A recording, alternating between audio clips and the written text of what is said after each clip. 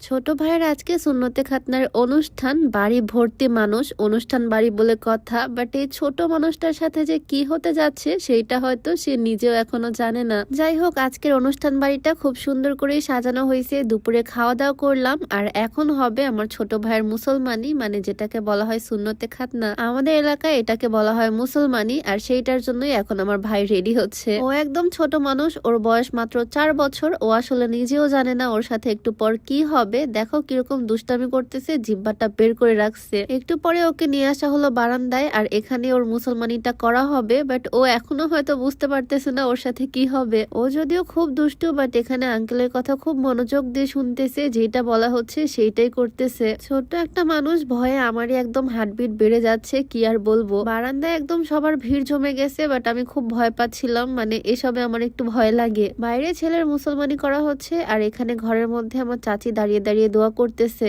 একমাত্র ছেলে বলে কথা, একটু টেনশন, একটু নার্ভাস তো হবেই। আমারই যে কি পরিমাণে ভয় লাগতেছিল বলার বাইরে। যাই হোক, ফাইনালি সবকিছু কমপ্লিট, আলহামদুলিল্লাহ। আর আমার এই ছোট্ট ভাইটা কিন্তু আসলে অনেক স্ট্রং, মাশাআল্লাহ। কিছুক্ষণের মধ্যে সব প্রসেসিং হয়ে গেল, আর এখন ওকে একটু রেস্ট করতে দেওয়া হলো। আমি চলে আসলাম বাইরে। আমার চাচির বাড়ির এই গ্রামটা কিন্তু আসলে অনেক সুন্দর, আর এই গ্রামটা একদম ইন্ডিয়া বাংলাদেশের বর্ডারে। তাই আর কি বিকালবেলা আমি বের হয়ে গেলাম গ্রামের আশেপাশে একটু ঘুরে বেড়াবো। মেইনলি গ্রাম তো আমি ঘুরবো না, আমি যাব এখন পদ্মা নদীর পাড়ে। ইদানিং কালো কালার পরতে আমার আরো বেশি ভালো লাগতেছে। কালো কালার খুব সুন্দর একটা বোরকা পরছি, বলতে পারো এইটা একটা গাউন, তবে এই ধরনের গাউন আমি বোরকা হিসেবে ইউজ করি। এইটা হচ্ছে পদ্মা নদী, আর নদীর ওই পাশে হচ্ছে ইন্ডিয়া। নদীর পানি এখন একদম উপরে উঠে আসছে। চাচির বাড়িতে লাস্ট যখন 2-3 বছর আগে আসছিলাম, তখন নদীর পানি অনেক কম দেখছিলাম। এখন একদম ভরা পানি, আর এত পরিমাণে স্রোত নদীতে, দেখে হয়তো বুঝতে পারতেছো। তবে জায়গাটা ভীষণ সুন্দর লাগতেছে, এত সুন্দর নীল আকাশ আর এত সুন্দর পানি।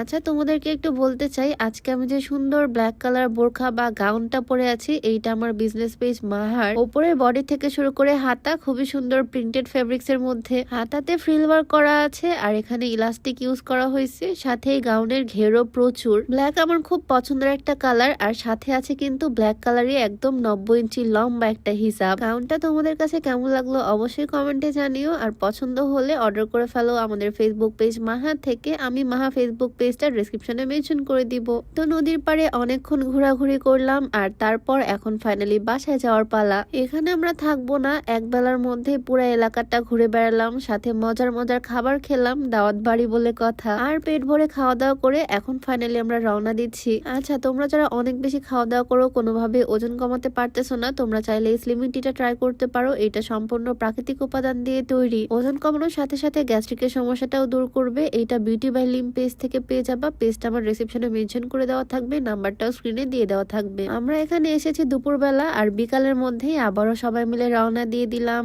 আমি, আমার হাজবেন্ড, আমার আব্বু আর আমার আম্মু। আবারও 1.5 ঘন্টার মতো জার্নি করে আমরা ফার্স্টে চলে আসলাম রাজশাহীতে। আব্বু আম্মুকে এখানে ড্রপ করব, আর তারপরে ফিরে যাব আমার শ্বশুর বাড়িতে। আব্বু আম্মুকে বিদায় দিয়ে দিলাম। আমার কাজের ব্যস্ততার কারণে আজকে আব্বু আম্মুর সাথে থাকতে পারলাম না, আজকেই ফিরে যেতে হচ্ছে। তো আর কি, আবারও 1 ঘন্টা জার্নি করে চলে আসলাম রাজশাহী থেকে নাটোর, আর আসতে আসতে একদম সন্ধ্যা। যাই হোক, তো আজকের ভিডিওটা এখানেই শেষ করছি। সবাই ভালো থাকো, দেখা হয়ে যাবে নতুন কোনো ভিডিওতে। সবাইকে আল্লাহ হাফেজ, আসসালামু আলাইকুম।